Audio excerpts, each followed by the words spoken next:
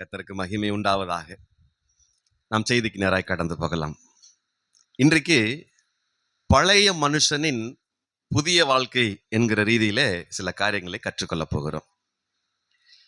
பொதுவாக நாம் கண்களினாலே பார்க்கிற இந்த உலகம், இந்த முழு உலகமும் அவைகள் சிருஷ்டிக்கப்பட்ட அல்லது அவைகள் உருவாக்கப்பட்ட நோக்கத்தை அது மிகச் சரியாக நிறைவேற்றி கொண்டிருக்கிறது. இன்னும் குறிப்பாக சொல்ல போனால், சூரியன் எதற்காக உருவாக்கப்பட்டது? அது வெளிச்சம் தருவதற்கு. அது வேலை கரெக்டாக செய்யுதா இல்லையா? ஆண்டவர் உருவாக்கின வேலையை கரெக்டாக செய்யுது. அது தினந்தோறும் காலையிலே உதித்து மாலையிலே மறைந்து விடுகிறது. அது ஒருபோதும் மாலையிலே உதித்து காலையிலே மறைவது இல்லை. கர்த்தர் ஏற்படுத்தின நோக்கம் அப்படியே அதில் நிறைவேற்றி கொண்டிருக்கிறது. அதே போல சந்திரனும் பார்த்துக்கிட்டீங்கன்னா, அதுவும் ஒவ்வொரு நாள் தேய்ந்து தேய்ந்து அதுக்கு பிறகு வளர்ந்து வளர்ந்து அது தன்னுடைய வேலையை கரெக்டாக நியமமாக செஞ்சுக்கிட்டு இருக்கு. சூரியனும் ஏற்படுத்தப்பட்ட நோக்கத்தை நிறைவேற்றுது, சந்திரனும் நிறைவேற்றுது. இன்னும் சொல்லப்போனால் நட்சத்திரங்களும் கூட, இன்னும் சொல்லப்போனால் வானமும் கூட தன் பணியை பெய்கிறது. எல்லாமே அவர் உருவாக்கின எல்லாமே அந்த உருவாக்கப்பட்ட நோக்கத்தை இன்று வரையிலே மாறாமல் மாறாத பிரமாணத்தோடு நிறைவேற்றி வந்து கொண்டிருக்கிறது. இது உண்மையான வார்த்தை. இயற்கையில் ஏதாவது மாற்றம் இருக்குன்னு நினைக்கிறீங்களா? கடல் கூட தன் எல்லையை தாண்டி வருவதில்லை. பார்த்துருக்கீங்களா? கடல் கூட எல்லையை தாண்டி, எல்லையை மீறாதபடிக்கு கடல் கட்டளையிட்டார்னு சொல்லப்பட்டிருக்கு. அப்ப எல்லையை தாண்டி கடலும் கூட வருவதில்லை. இது எல்லாமே சரிவர நடந்து கொண்டிருக்க, இந்த மனுஷன் மாத்திரம் உருவாக்கப்பட்ட நோக்கத்தையும் மறந்துட்டான். தன் சிருஷ்டிக்கப்பட்ட நோக்கத்தை விட்டுட்டு வேற என்னென்னவெல்லாமோ இப்ப கண்டுபிடிச்சுக்கிட்டான். யோசிக்கிறீங்களா? உண்மைதானே? மற்ற எல்லாமே தன்னுடைய வேலையை கடமையை கரெக்டா செய்யுது. ஆனா மனுஷன் மட்டும் தான் உருவாக்கப்பட்ட நோக்கத்தை மறந்தே விட்டான். ஏன் இப்படி சொல்றீங்க, எதை வச்சு சொல்றீங்கன்னு கேட்கலாம். பரிசுத்த வேதத்திலே அதுக்கு அர்த்தம் இருக்கு, அதுக்கு விளக்கம் இருக்கு. வாசிங்க ஒரு வசனத்தை. பிரசங்கி 7ஆம் அதிகாரத்துல 29ஆம் வசனம். பிரசங்கி 7ஆம் அதிகாரம் வசனம் 29. இதோ தேவன் மனுஷனை செம்மையானவனாக உண்டாக்கினார். மனுஷனை செம்மையானவனாக உண்டாக்கினார். அவர்களோ அநேக உபாந்திரங்களை, அநேக உபாய தந்திரங்களை தேடிக்கொண்டார்கள். இதை மாத்திரம் கண்டேன். என்ன சொல்லியிருக்கிறாரு பிரசங்கி சொல்லும்போது? இதோ தேவன் மனுஷனை செம்மையானவனாக உண்டாக்கினார், சரியானவனாக இந்த பூமியில உண்டாக்கினார். இந்த உலகத்திலே படைத்திருக்கிற எல்லா சிருஷ்டிப்புகளை பார்க்கலும் மனித படைப்பு, மனித சிருஷ்டிப்பு மேலானது. தம்மை போல தனது சாயலாக தனது ரூபமாக மனுஷனை உண்டாக்குவோமாக சொன்னார். ஆனால் இப்படி செம்மையானவனாக உண்டாக்கின அந்த மனுஷன் என்ன செஞ்சிட்டான்? என்ன பண்ண பாருங்க. அவர் அநேக உபாய தந்திரங்களை தங்களுக்கென்று தேடிக்கொண்டார்கள். எப்படியெல்லாம் வாழலாம், யாரையெல்லாம் கொள்ளையடிக்கலாம், யாரையெல்லாம் ஏமாத்தலாம், எப்படி மற்றவனை மிதிச்சு மேல வரலாம், யார் சொத்தை கொள்ளையடிக்கலாம், எந்த வீடு திறந்து கிடக்கு அங்க போய் உள்ள உட்காந்துக்கலாம், அன்னை எப்ப சாவன் தின்ன எப்ப காலியாகும், இப்படியெல்லாம் யோசிக்கிறது மனுஷனுடைய மனம். மனுஷனை கரெக்டா தானே உருவாக்குனாரு, செம்மையானவனா தானே உருவாக்குனாரு. ஆனா மனுஷனும் அநேக உபாய தந்திரங்களை தங்களுக்கு தேடிக்கொண்டார்கள் என்று வேதம் மிக தெளிவாக சொல்லுகிறது. அப்படி என்ன உபாய தந்திரங்களை தேடிக்கிட்டாங்க? அப்படி என்ன தேடிக்கிட்டாங்க நீங்க சொல்ல முடியுமா? ஆதியாகமத்துல அதை பத்தி சில வார்த்தைகள் இருக்கிறது. ஆதியாகமத்துல 2ஆம் அதிகாரம் 15ஆம் வசனத்தை ஒருத்தர் வாசிங்க. ஆதியாகமம் 2:15. தேவனாகிய கர்த்தர் மனுஷனை ஏதேன் தோட்டத்தில் அழைத்து கொண்டு வந்து அதை பண்படுத்தவும் காக்கவும் வைத்தார். இந்த மனுஷ பையன் 2 வேலையுமே செய்யல. இந்த மனுஷன் இவன் எது கொண்டு வந்து ஏதேன் தோட்டத்துல வச்சாரு? அதை பண்படுத்த சொன்னாரு, காவல் காக்க சொன்னாரு. இவன் பண்படுத்தவும் இல்லை, காக்கவும் இல்லை. அது எந்த வசனத்துல சொல்லியிருக்கு? பண்படுத்தவும் இல்லை, காக்கவும் இல்லைன்னு சொல்லியிருக்கா? இல்ல, 2:15 காக்கவும் வைத்தாருன்னு இருக்கு. இவன் பாது காக்கலையே. இவன் பண்படுத்தவும் இல்லை, காவல் காக்கவும் இல்லை. இது எப்படி தெரியும்னா, இவன் நிலத்தை பண்படுத்தி இருந்தால், அப்படின்னா உள்ள மரங்கள்ல நிறைய இருந்துச்சு, கனிதருகிற விருட்சங்கள், அதுல இலைகள் தலைகள் எல்லாம் கொட்டி அப்படியே கிடக்கும். ஒரு மாந்தோப்புக்குள்ள போறீங்கன்னு வைங்க, அது பூரா குப்பை கூலமா இருந்துச்சுன்னா கால் வைக்க நீங்க தைரியமா கால் வச்சு போவீங்களா? ஏன்? பாம்பு வந்துடும். செத்த செருகு நிறைய இருக்கனால. இவன் பண்படுத்தி இருந்தானா பாம்பு வந்திருக்குமா? வலு சர்ப்பம் வந்திருக்குமா? வந்திருக்காரு. சுத்தமா வச்சிருந்தானாக்க பாம்பு வர பார்த்தனே கண்டுபிடிச்சிருப்பான். ஏய் பாம்பு இருக்குன்னு. அப்ப இவன் என்ன செய்யல? நிலத்தை பண்படுத்தவில்லை. 2வது வேலை என்ன அவனுக்கு கொடுத்தது? அவன் காத்துக்கிட்டு இருந்தானா? காவல் காத்தானா? இவன் காவல் காத்து கொண்டு தானே பாம்பு உள்ள வரும்போதே அடிச்சு தூக்கி போட்டிருப்பான். அதனாலதான் சொல்றேன் 2 வேலையும் அவன் செய்யல. எந்த நோக்கத்துக்கு உருவாக்கப்பட்டானோ அந்த நோக்கத்தை மனுஷன் செய்யல. அதை காட்டிலும் அநேக உபாய தந்திரங்களை தனக்கென்று தேடிக்கொண்டான். அநேக உபாய தந்திரங்களை தேடிக்கொண்டானா? என்ன தந்திரம்? 3ஆம் அதிகாரம் அப்படியே வாங்க. 4, 5, 6 3ஆம் அதிகாரத்துல 4, 5, 6 வாசிக்கலாம். அப்பொழுது சர்ப்பம் ஸ்திரீயை நோக்கி, அப்பொழுது சர்ப்பம் ஸ்திரீயை நோக்கி, நீங்கள் சாகவே சாவதில்லை. நீங்க இதை சாப்பிட்டா சாக மாட்டீங்க. நீங்கள் இதை புசிக்கும் நாளிலே உங்கள் கண்கள் திறக்கப்படும் என்றும், இதை புசிக்கும் நாளிலே உங்கள் கண்கள் திறக்கப்படும் என்றும், நீங்கள் நன்மை தீமை அறிந்து தேவர்களைப் போல் இருப்பீர்கள் என்றும் தேவன் அறிவார் என்றது. இது தேவனுக்கும் தெரியும் என்று சர்ப்பம் சொன்னது. அடுத்து, அப்பொழுது ஸ்திரீயானவள் அந்த விருட்சம் புசிப்புக்கு நல்லதும் பார்வைக்கு இன்பமும் புத்தியை தெளிவிக்கிறதற்கு இச்சிக்கப்படத்தக்க விருட்சமாய் இருக்கிறது என்று கண்டு அதன் கனியை பறித்து புசித்து தன் புருஷனுக்கும் கொடுத்தாள். முடிஞ்சு போச்சு. அவனும் புசித்தான். அதோட முடிஞ்சு போச்சு. அப்ப உருவாக்கப்பட்ட நோக்கத்தை விட்டுட்டு அநேக உபாய தந்திரங்களை தேடிக்கொண்டார்கள். எப்படி? இவன் பிசாசு சொல்லுதான், வலுசர்ப்பன் சொல்லுது. என்ன சொல்லுது?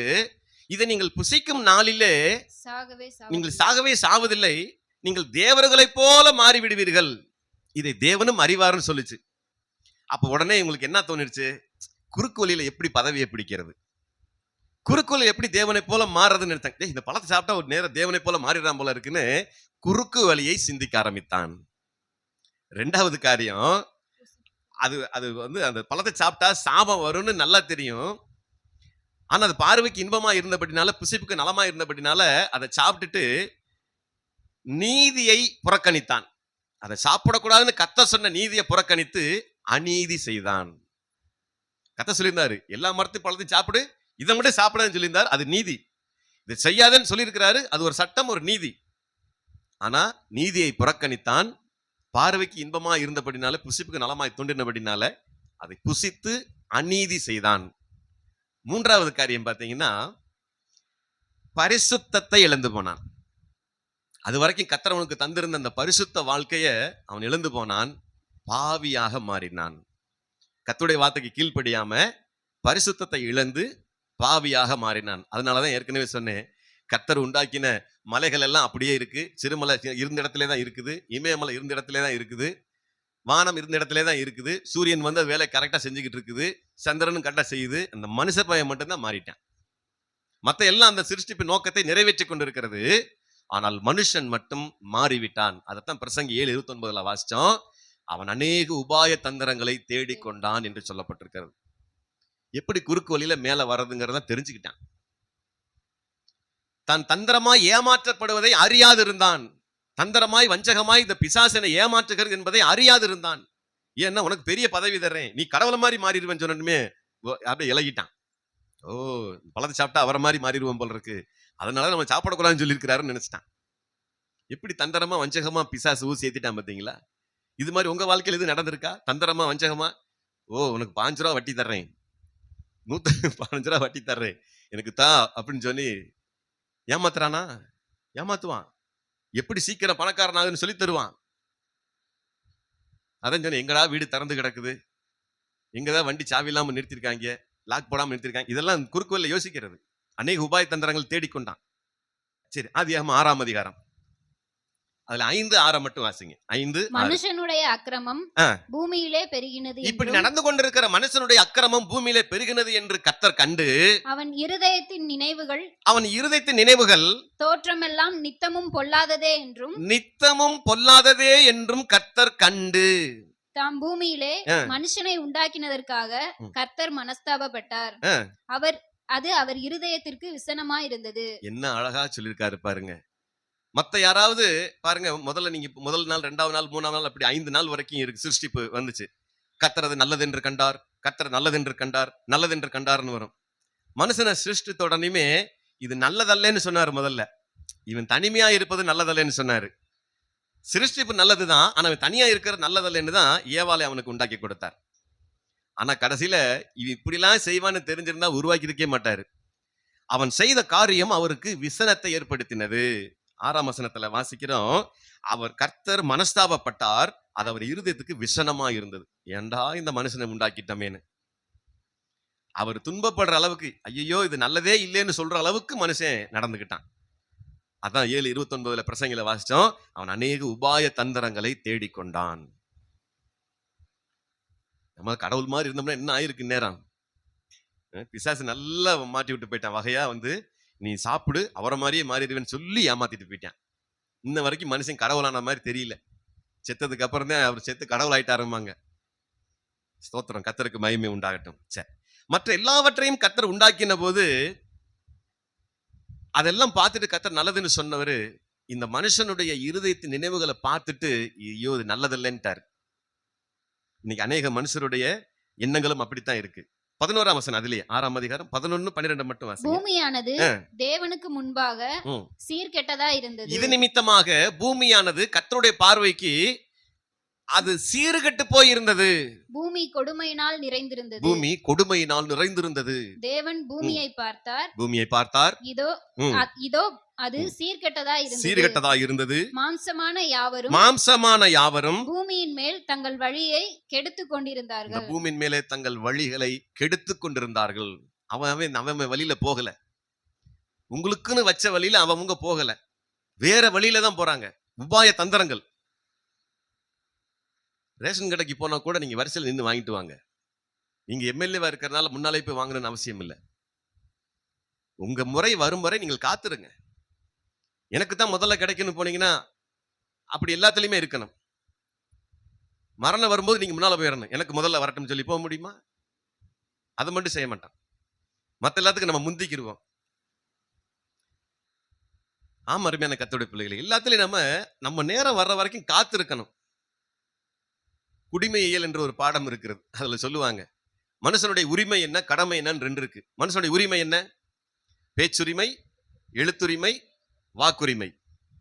சொத்துரிமை எல்லாம் இருக்கு, அதுக்கப்புறம் இருக்குது. இது அடிப்படை உரிமைகள்.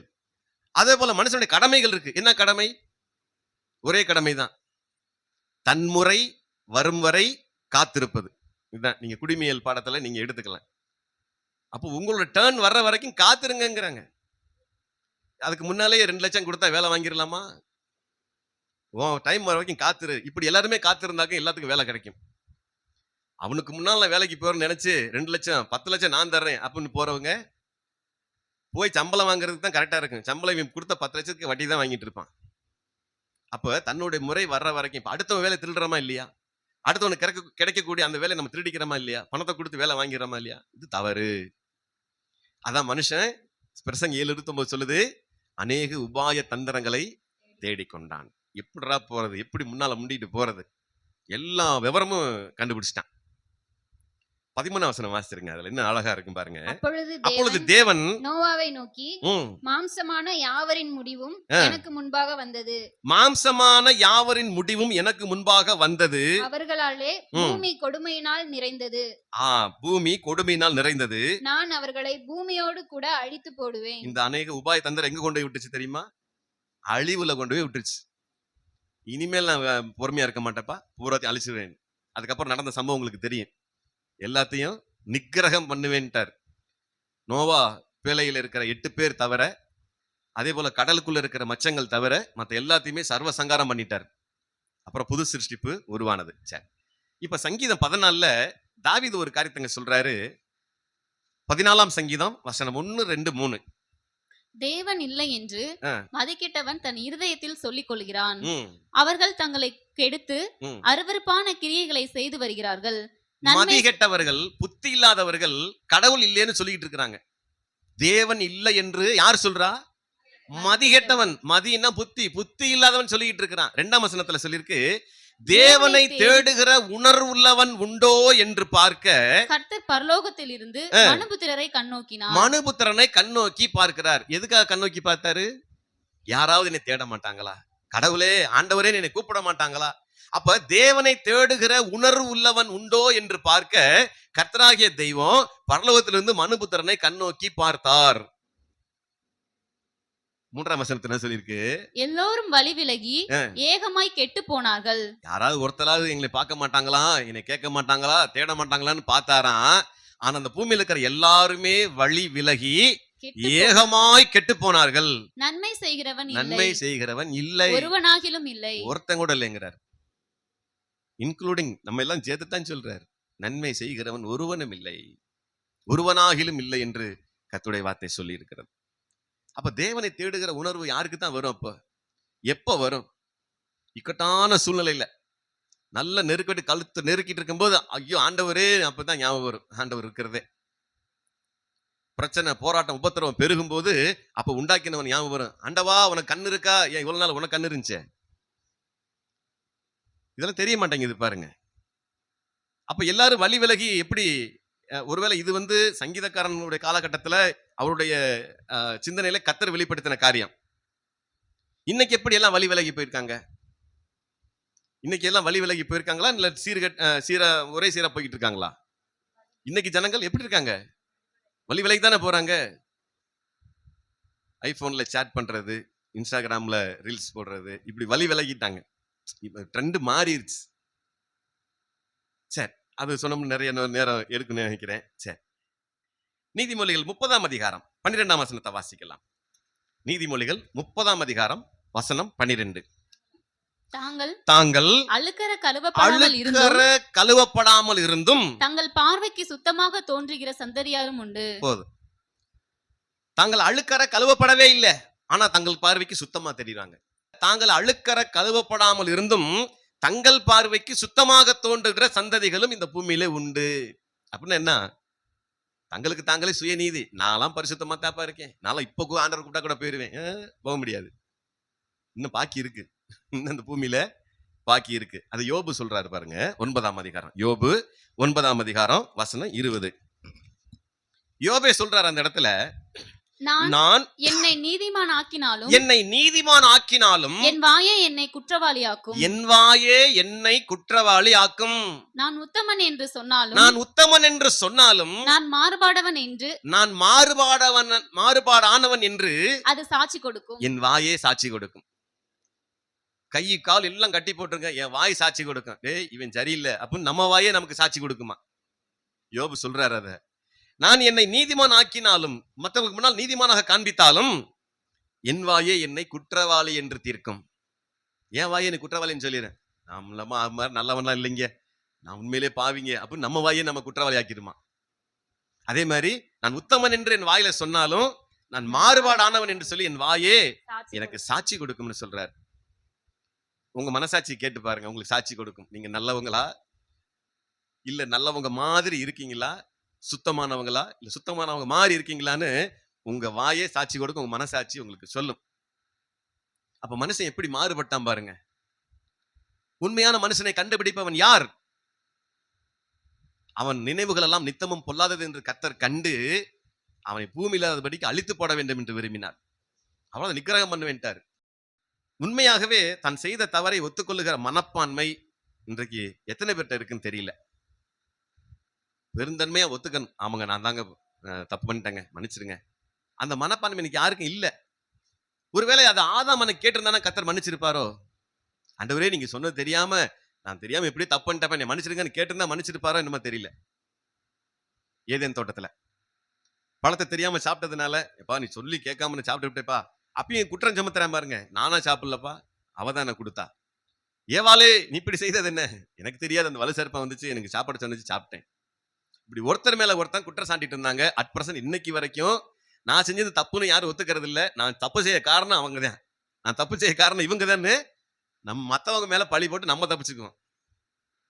அப்புறம் ஒளிஞ்சிக்க வேண்டியதுதான், மரத்தடியில போய் ஒளிஞ்சிக்க வேண்டியதுதான், வேற வழி இல்லை நமக்கு. சரி, கர்த்தருக்கு மகிமை உண்டாகட்டும். அப்போ எந்த மனுஷனும் தன் பாவத்தை தனக்குத்தானே பரிகாரம் செய்து கொள்ள முடியாது. நீங்க செய்த பாவத்துக்கு பரிகாரம் நீங்களே செஞ்சுக்க முடியுமா? ஒரு 5 பேருக்கு சாப்பாடு வாங்கி கொடுத்தா உங்களுக்கு பரிகாரம் தீர்ந்துடுச்சா நீங்க செஞ்ச பாவத்துக்கு? 1,00,000 கொண்டு உண்டியல்ல போட்டாச்சுன்னாக்க உங்க பாவ பரிகாரம் தீந்துருச்சா? கட்டின தாலியை கொண்டு போய் கோயில் உண்டியல்ல போட்டு வந்தாச்சுன்னா உங்க பரிகாரம் தீந்து வச்சா? தனக்குத்தானே பாவ நிவர்த்தி செய்ய முடியாது. மனுஷனுடைய ரத்தம் அப்படிப்பட்ட ரத்தம், கெட்ட ரத்தம். ஆங்கிலத்தை பிளட்டி ஃபூல் அப்படிம்பாங்க. அப்படின்னு என்ன? ரத்தம் கெட்ட முட்டாளைன்னு அர்த்தம். கேள்விப்பட்டிருக்கீங்களா? முன்னால சொல்லுவாங்க, இப்பெல்லாம் சொல்றாங்களான்னு தெரியல. இப்பெல்லாம் வேற வந்துருச்சு, ஷிட் அப்படின்னு வந்துருச்சு. இப்ப மாறிடுச்சு, இப்படி காலத்துக்கு அந்த மாதிரி மாறிடுச்சு. அப்ப நீங்க நல்லா யோசிச்சு பாருங்க, நீங்க செஞ்ச பாவத்துக்கான பரிகாரத்தை நீங்க செலுத்த முடியுமா? முடியாதா? முடியவே முடியாது. அதனாலதான் இயேசு கிறிஸ்து பூமிக்கு வர வேண்டிய அவசியம் இருந்தது.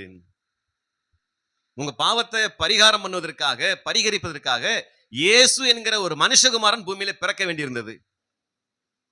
எடுத்து வாசிங்க ஒரு வார்த்தை, ரோமர் 3ஆம் அதிகாரம் 20ஆம் வசனம். ரோமர் 3ஆம் அதிகாரம் 20ஆம் வசனத்தை.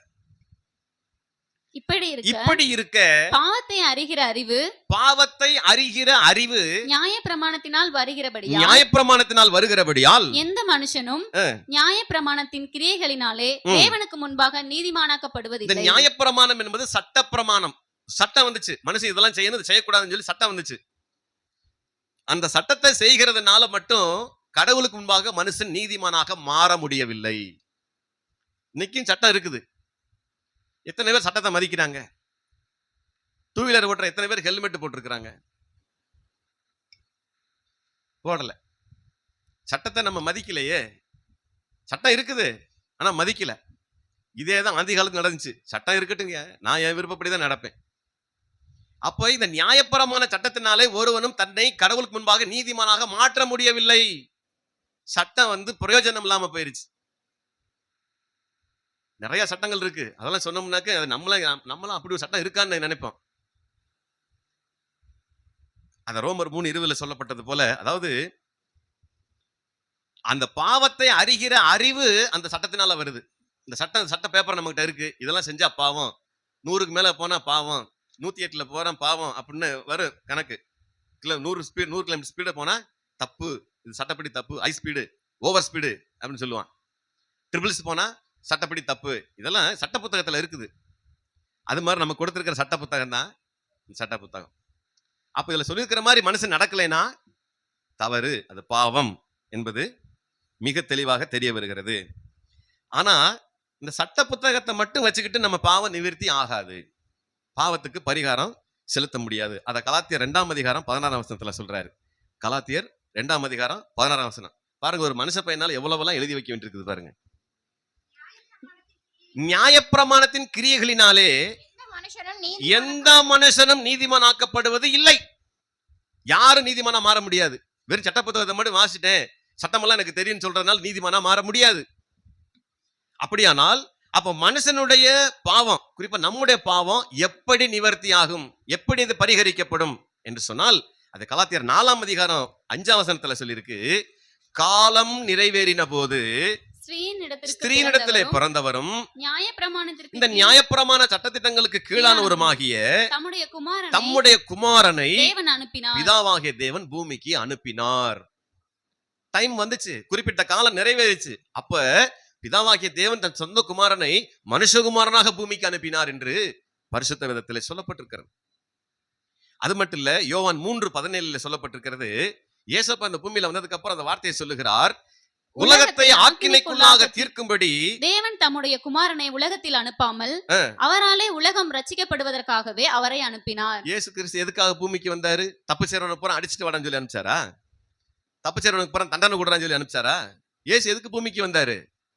அதான் சொல்லியிருக்கு, உலகத்தை ஆக்கினைக்குள்ளாக தீர்க்கும்படி தேவன் தம்முடைய குமாரனை உலகத்தில் அனுப்பாமல் அவராலே, அந்த இயேசு கிறிஸ்துவாலே இந்த உலகம் ரட்சிக்கப்படுவதற்காக அவரை அனுப்பினார். அவர் நினைச்சிருந்தாருன்னா இங்க தப்பு செய்யறவன் போற அழிச்சிடறாம்னாக்கு ஒருத்தர் கூட இருந்திருக்க மாட்டான். உலகத்துல ஒருத்தர் கூட உயிர் இருந்திருக்க மாட்டாங்க. ஆக்கினைக்குள்ளாக தீர்த்தர நினைச்சாக்க அன்னைக்கு நோவா காலத்துல சிற்சிப்பின் கர்த்தராகிய தெய்வம் செய்தது போல நிக்கிரகம் பண்ணிடுவேன்ட்டாரு. அதே மாதிரி ஏசப்பா பூமியில வந்ததுக்கு அப்புறம் யாரெல்லாம் தப்பு பண்ணாங்களோ போற அழிச்சிடறாம்னாக்கு ஒருத்தர் கூட இருந்திருக்க மாட்டான். அதனாலதான் இந்த வசனம் சொல்லுது, யோவான் 3:17 பிரகாரம், இந்த உலகத்தை ஆக்கினைக்குள்ளாக தீர்க்க வராம அவரால் இந்த உலகம் முழுவதும் ரட்சிக்கப்படும்படிக்கு இயேசு பூமிக்கு வந்தார் இருக்கு. உங்களையும் என்னை மீட்டுக் கொள்ளும்படிதான் இயேசு பூமிக்கு வந்தார்.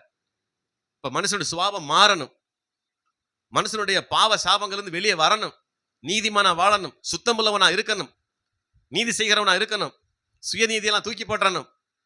இதெல்லாம் மாறணுங்கிறதுக்காகத்தான் இயேசு கிறிஸ்து தான் இந்த பூமியில மனுஷனாக பிறந்து மனுஷனாக வாழ்ந்து ஒரு மனுஷன் எப்படி வாழணும்னு கற்றுக் கொடுத்துட்டு போயிருக்காரு. ஒரு நல்ல மனுஷனை எப்படி பூமியில வாழ்றதுங்கிறத இயேசு கிறிஸ்து தன் சொந்த வாழ்க்கையிலே அபியாசப்படுத்தி அதை நிறைவேற்றி கண்களை காண்பித்து போய்விட்டார். அவர் கண்ணில் காமிச்சிட்டு போயிருக்காரு, இப்படித்தான் ஒரு மனுஷன் வாழணும்டான்ட்டு. இன்னொரு வசனத்தை வாசிக்கலாம்.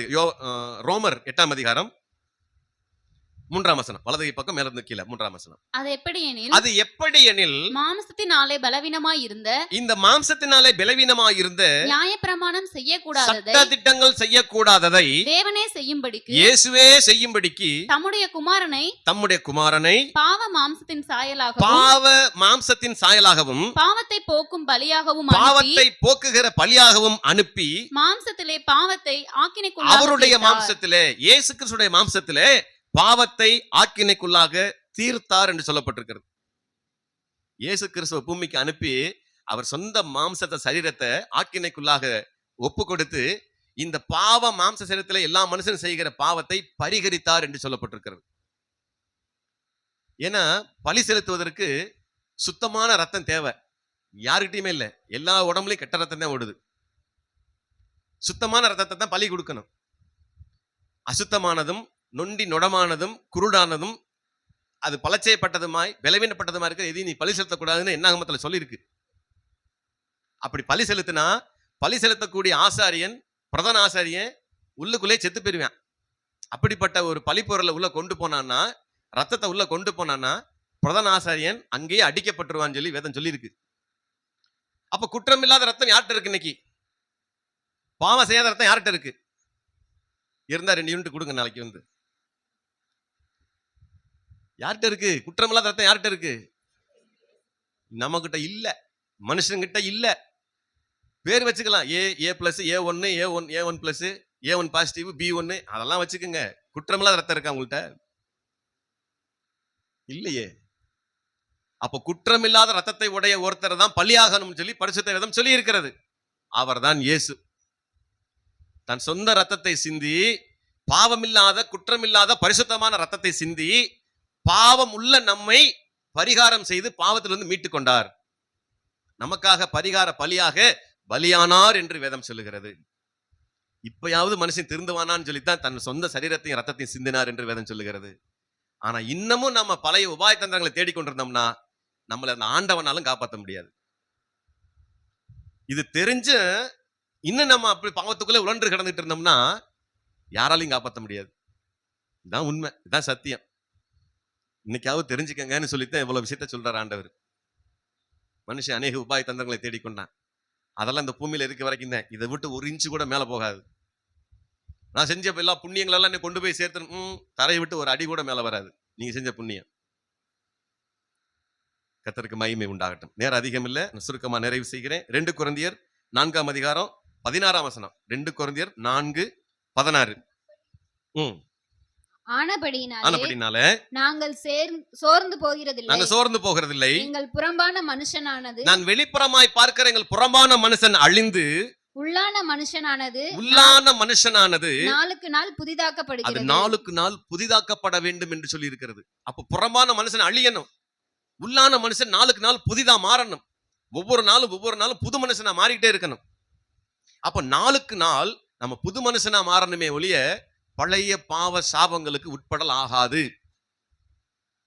இன்னும் பழைய மாதிரியே நம்ம இருந்தோம்னாக்க ஏற்கனவே சொன்னது போல உங்களை நீங்களே பரிகரித்துக் கொள்ள முடியாது. உங்களை நீங்களே நீதிமான் என்று சொன்னாலும் கர்த்தரை ஏற்றுக்கொள்ள மாட்டார்.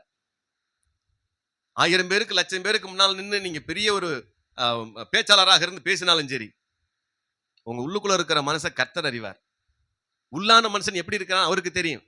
அதனாலதான் புறம்பான மனுஷன் அழிந்து உள்ளான மனுஷன் நாளுக்கு நாள் புதிதாக்கப்பட வேண்டும் என்று கர்த்தர் விரும்புகிறார். அது 2 கொரிந்தியர் 5ஆம் அதிகாரத்துல அடுத்த பக்கம் 21ஆம் வசனம் வாசிங்க. நாம் அவருக்குள் தேவனுடைய நீதியாகும்படிக்கும் பாவம் அறியாத அவரை நமக்காக பலியாக்கினார். பாவம் அறியாத அவரை நமக்காக பாவமாக்கினார். இயேசு ஒரு பாவம் அறியாதவர், ஆனா நமக்காக அவர் பாவம் மாறிட்டார். அந்த பாவத்தை பூரா நான் ஏத்துக்கிறேன்ட்டார். இவ்வளவெல்லாம் அதிகாரம் கொடுத்து இன்னும் நம்ம மனம் திரும்பலைனாக்க நம்மளை ஆண்டவனாலும் காப்பாற்ற முடியாது. ரோமர் 3ஆம் அதிகாரம் 21, 22. ரோமர் 3ஆம் அதிகாரம். இப்படி இருக்க நியாயப்பிரமாணம் இல்லாமல் தேவ நீதி வெளியாக்கப்பட்டிருக்கிறது. அதை குறித்து நியாயப்பிரமாணமும் தீர்க்க தரிசனங்களும் சாட்சியிடுகிறது. அது இயேசு கிறிஸ்துவை பற்றும் விசுவாசத்தினாலே பலிக்கும் தேவ நீதியே. விசுவாசிக்கிற எவர்களுக்குள்ளும் எவர்கள் மேலும் அது பலிக்கும், வித்தியாசமே இல்லை. யாரா இருந்தாலும் சரி, நீங்க விசுவாசிக்கிறீங்களா, உங்களுக்கு பலிக்கும். ஆண்டவரே என்னுடைய பாவத்தை மன்னிக்க உங்களால் முடியுமா, ஆண்டவரே என் பாவத்தை மன்னிங்க நீங்க கேட்டீங்கன்னாக்க, விசுவாசத்தோட கேட்டீங்கன்னா கண்டிப்பா மன்னிச்சிருவார். ஆண்டவரே புது மனுஷனா மாத்துங்க அப்படின்னு கேட்கறீங்களா, கண்டிப்பா உங்களை மாத்துவார். ஆண்டவரே என்னுடைய பிரச்சனை எல்லாம் தீர்த்து கொடுங்க, கண்டிப்பா தீர்த்து கொடுப்பார். அப்ப விசுவாசிக்கிற எவர்களுக்குள்ளும் எவர்கள் மேலும் அது பலிக்கும், வித்தியாசமே இல்லை. நீங்க விசுவாசிக்கிறீங்களா, யாரா இருந்தாலும் சரி, இயேசுவை விசுவாசிக்கிறீங்களா, யாரா இருந்தாலும் சரி, உங்களுக்கு பலிக்கும். என்ன பலிக்கும்? நீங்க புது மனுஷனா மாறுறது பலிக்கும். நீங்க கர்த்தரிடத்தில் நன்மை பெற்றுக்கொள்வது உங்களுக்கு பலிக்கும். நீங்க நன்மை செய்கிறது உங்களுக்கு பலிக்கும். இந்த பூமியில இருக்கிற எல்லா ஆசீர்வாதம் உங்களுக்கு வந்து பலிக்கும். நீங்க செய்ய வேண்டியது ஒண்ணே ஒண்ணு, இயேசு கிறிஸ்துவை விசுவாசிக்க வேண்டும்.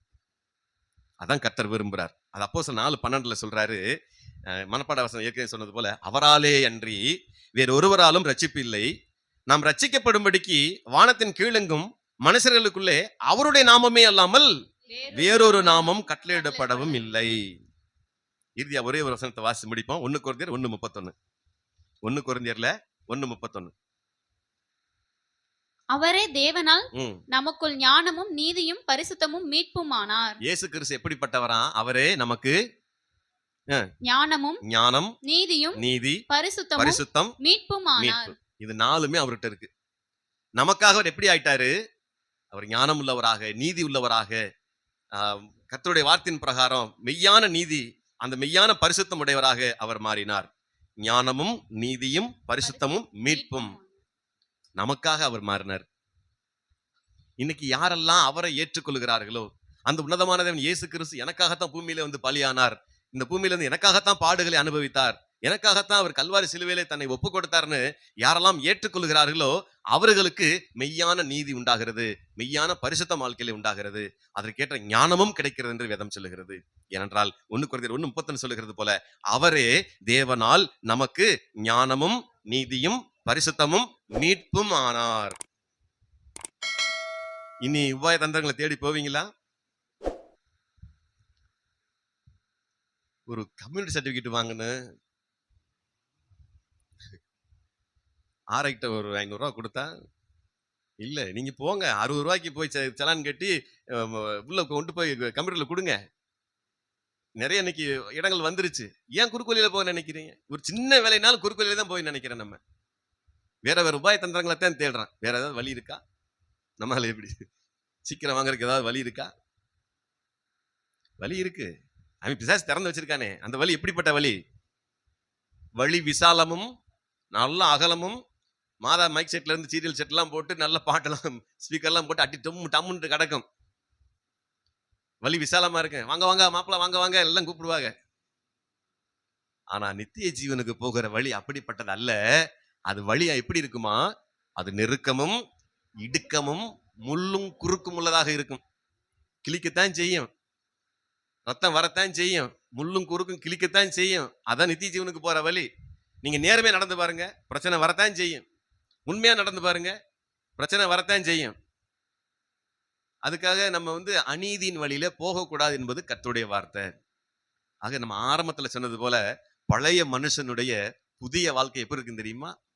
புறம்பான மனுஷனானது அழிந்தும் உள்ளான மனுஷனானது நாளுக்கு நாள் புதிதாக்கப்பட வேண்டும் என்று சொல்லப்பட்டிருக்கிறது. நாளுக்கு நாள் நம்முடைய உள்ளான மனுஷன் புதுசாகிட்டே தான் போகணும், திருப்பி பழசாகிட்டே போயிடக்கூடாது. ஆண்டவரை தெரிஞ்சுட்டு ரொம்ப பழசுன்னு போயிடக்கூடாது. ரொம்ப தெரியும் ஆண்டவர், எனக்கு ரொம்ப நல்லா தெரியும், நான் கூப்பிட்டா எனக்கு உடனே வருவாரு, அதெல்லாம் கிடையாது. மோசையை போல கர்த்தரை முகமுகமாய் தரிசித்தவன் ஒருவனும் இல்லை. அவரு கூட முகத்தை பார்க்கல, நான் போகும்போது பின்னால பாடுறான்ட்டார், அவ்வளவுதான். அவருக்கே அரிதான வாய்ப்பு. நம்ம எல்லாம் ஏமாத்துறான். மோசே தேவனுடைய வீட்டுல எங்கும் உண்மையுள்ளவனா இருந்தான். நம்ம இங்கதான் சொல்லணும், நம்ம வீட்டுல எங்கும் எப்படி இருக்கிறோம்னு நம்ம தான் சொல்லணும். ஆகவே அருமையான கர்த்தருடைய பிள்ளைகளே, வாங்க, இயேசு இடத்துல வாங்க. அவர் உங்களுக்கென்று வைத்திருக்கிற ரட்சிப்பை பெற்றுக்கொள்ளுங்க, மீட்பை சுதந்திரிங்க, கூடுமான வரை நல்லவங்களா வாழ பழகுங்க. இந்த பூமியில எவ்வளவு நாள் இருக்கிறோமோ இல்லையோ நமக்கு தெரியாது. இருக்கிற வரையில நல்ல பேர் எடுத்துக்கங்க. இருக்கிற வரையில மத்தவங்க உங்களை பார்த்து நல்லவன் சொல்றதுக்கு ஒரு வழிவகை ஏற்படுத்துங்க. அவரை மாதிரி ஞானவான் யாருமே இல்லையா? அவர் மாதிரி நீதியான மனுஷன் யாரும் இல்லை. அவர் மாதிரி ஒரு பெரிய ஒரு கர்த்தருக்கு பயந்த மனுஷன் யாரும் இல்லைன்னு சொல்ற அளவுக்காவது வாழ்ந்து பழகுங்க. உங்களை பார்த்து மத்தவங்க ஏளனம் பண்ற அளவுக்கு நீங்க நடக்க வேண்டாம்னு கர்த்தர் விரும்புறார். ரட்சிப்பு கர்த்தருடையது. ரட்சிப்பு கர்த்தருடையது. அவர் தான் உங்களை ரட்சிப்பின் பால் நடத்தணும். புது மனுஷனை வாழ விரும்புறீங்களா? நீங்க பழைய பாவ சுபாவத்தில் ஒழிச்சு போட விரும்புறீங்களா? புறம்பான மனுஷன் அழியணும், உள்ளான மனுஷன் நாட்கள் புதிதாக்கப்படணும் விரும்புறீங்களா? புது மனுஷனா வாழ விரும்புறீங்களா என்ன? ஆமென். சத்தம் கம்மியா இருக்கு. அல்லேலூயா, அல்லேலூயா. புது மனுஷனா வாழ விரும்புறீங்களா? எந்திரிச்சு இல்லைங்க. அப்போ பழைய மனுஷனா வாழ விரும்புறேன், நான் பழைய மனுஷனா இருந்துட்டு போறேன்னு சொல்றவங்க எல்லாம் உட்காந்துக்குங்க. நான் பழைய மனுஷனா இருந்துட்டு போறேப்பா, ஏதோ வாழ்ந்துட்டு எவ்வளவு நாள், இன்னும் கொஞ்ச நாள். புது மனுஷனா வாழ விரும்புங்க. எழுந்து நிற்போம், நாம் ஜெபம் பண்ணுவோம். ஆண்டவரே, புறம்பான மனுஷனானது ஒழிந்தும் உள்ளான மனுஷனானது நாளுக்கு நாள் புதிதாக்கப்பட வேண்டும் என்று நாங்கள் கர்த்தருடைய வார்த்தையில கேட்டோமே ராஜா. அந்த வார்த்தையின்படி இன்றைக்கு தங்கள் புறமான மனுஷனை ஒழித்து விட்டு உள்ளான மனுஷனுக்குள்ள நாளுக்கு நாள் புதிதாக்கப்படுகிற அனுபவத்தை பெற்றுக்கொள்ளும்படியாக வாஞ்சையோடு எழுந்து நிற்கிற நம்முடைய பிள்ளைகளை என் தேவனாகிய கர்த்தர் நம்முடைய கரத்தினாலே தொடுவீராக. ராஜா, நம்முடைய பிள்ளைகள் இந்த பூமியில வாழ்வதற்கு ஏற்ற நல்ல வாழ்வாதாரங்களை ஏற்படுத்தி கொடுப்பீராக. வியாதிகள், பிரச்சனைகள், போராட்டங்கள், உபத்திரவங்கள், பாடுகள், பலவிதமான சோதனைகள், நெருக்கங்கள் எல்லாவற்றையும் கர்த்தர் மாற்றி இந்த குடும்பங்களுக்கு ஒரு இணக்கமான சூழ்நிலையை உருவாக்கி தாங்க நாங்க ஜெபிக்கிற ராஜா. ஆண்டவரே, கர்த்தருடைய வேதத்திலே நாங்கள் கற்றுக்கொண்டிருக்கிற வார்த்தைகள் அநேகம் உண்டு. நீதியாய் நடக்க மனதாய் இருக்கிற யாவரும் துன்பப்படுவார்கள் சொல்லப்பட்டிருக்கு. ஆக நம்ம நீதியா வாழ பிரயாசப்பட்டா நிச்சயமா துன்பப்படுவான். ஆனாலும் துன்பத்திலிருந்து உங்களை விடுதலையாக்குகிறவர் ஒருவர் உண்டு. நீதியின் வழிகளிலே உங்களை பிரயாணம் பண்ண செய்கிறவர் ஒருவர் உண்டு. அவர் இயேசு. 1 கொரிந்தியர் 1:31 நாம் வாசித்தது போல அவரே தேவனால் நமக்கு ஞானமும் நீதியும் பரிசுத்தமும் மீட்பும் ஆனார்னு சொல்லப்பட்டிருக்கிறது. அந்த ஞானமும் நீதியும் பரிசுத்தமும் நமக்கு தந்தருளும்படியாக கர்த்தர் இதோ உங்களுக்காக சித்தம் வைத்திருக்கிறார். நீங்கள் இந்த பூமியிலே ஒரு புது மனுஷனாக வாழத்தான் கர்த்தர் விரும்புகிறார். இதோ பழையவைகள் எல்லாம் ஒளிந்து போயின, எல்லாம் புதிதாயினங்கிற பிரமாணத்துக்கு நேரம் நாம் வர வேண்டும். ஆக நம்முடைய பழைய மனுஷ வாழ்க்கையை ஒழித்து விட்டு ஒரு புதிய மனுஷ வாழ்க்கையினுடைய அனுபவத்தை பெற்றுக் கொள்ளும்படிக்கு இதை கர்த்தர் அழைத்திருக்கிறார். அப்படி அழைக்கப்பட்டவர்கள் யாவரும் பாக்கியவான்கள். ஆகவே அருமையான கர்த்தருடைய பிள்ளைகளே, இந்த வார்த்தை நிமித்தமாக உங்களை நீங்கள் பரிசுத்தப்படுத்திக் கொள்ள வேண்டும் என்று கர்த்தர் விரும்புகிறார். உங்கள் வாழ்க்கையை புதிதாக்க வேண்டும் என்று கர்த்தர் விரும்புகிறார். அப்படி அர்ப்பணிங்க. ஆண்டவரே, உம்முடைய கரத்தில் அர்ப்பணித்திருக்கிற நம்முடைய பிள்ளைகளை கர்த்தர் உம்முடைய கரத்தில் எடுத்து பயன்படுத்துவீராக. இந்த பூமிக்குரிய சகல விதமான ஆசீர்வாதங்களினாலும் நீர் ஆசீர்வதிப்பீராக என்று நாங்கள் ஜெபிக்கிற ராஜா. இன்றைக்கு ஏதோ வெறுமனே இந்த சபைக்கு வரல, வெறுமனே சும்மா போறோம்னு அவங்க வரல. இந்த வார்த்தைகளை உள்வாங்கி இருக்கிறாங்க. நான் எப்படி நடந்து கொள்ள வேண்டும், நான் என் குடும்பத்துல எப்படி நடக்கிறேன், என்னை பத்தி மத்தவங்க என்ன நினைக்கிறாங்க, இதெல்லாம் தெரிந்து கொள்ளும்படி இன்னைக்கு வந்திருக்கிறாங்க. கர்த்தரை எப்பொழுதும் உங்களை குறித்து உயர்வாக நினைக்கிறார். அவர் தன்னுடைய சாயலாகவும் தன்னுடைய ரூபமாகவும் உருவாக்கினவர் அல்லவா? அவருடைய சாயலையும் ரூபத்தையும் பெற்றிருக்கிற நீங்கள் நிச்சயமாக அவருடைய சொந்த பிள்ளைகளாகும்படி அதிகாரத்தை உங்களுக்கு தருகிறேன் கர்த்தர் சொல்லுகிறார். வார்த்தையின்படி நம்முடைய பிள்ளைகளை மாற்றுங்க, தொடர்ந்து வழி நடத்துங்க. வருகிற நாட்கள்ல இதை குறித்து சாட்சியாக ஏற்பட கர்த்தர் உதவி செய்யுங்க. இந்த வார்த்தை என்னை மாற்றினது, இந்த வார்த்தையின்படி நான் இன்றைக்கு உத்தமமாக நடக்கிறேன், இந்த வார்த்தையின்படி நல்லவனாக மாறிட்டேன், இந்த வார்த்தை என்னை புது மனுஷனாக மாத்திருச்சுன்னு சொல்லி உங்களோட பிள்ளைகள் சாட்சி சொல்லணும் ராஜா. கர்த்தர் எடுத்து பயன்படுத்துங்க, தொடர்ந்து வழி நடத்துங்க. அதே போல இன்றைக்கு கர்த்தருடைய சமூகத்தில் வந்து உங்களுடைய ஆராதித்திருக்கிற வார்த்தையில கேட்டுக்கிற நம்முடைய பிள்ளைகளை என் தேவனாகிய கர்த்தர் நீர் ஆசீர்வதிக்க வேண்டும் என்று உங்களுடைய கரத்தில் அர்ப்பணித்து நாங்கள் ஜெபிக்கிறோம். ஆசீர்வதிங்க, பலப்படுத்துங்க, வழி நடத்துங்க. இயேசு கிறிஸ்துவின் வல்லமையுள்ள நாமத்தில் வேண்டிக் கொள்கிறோம் நல்ல பிதாவே. ஆமென், ஆமென்.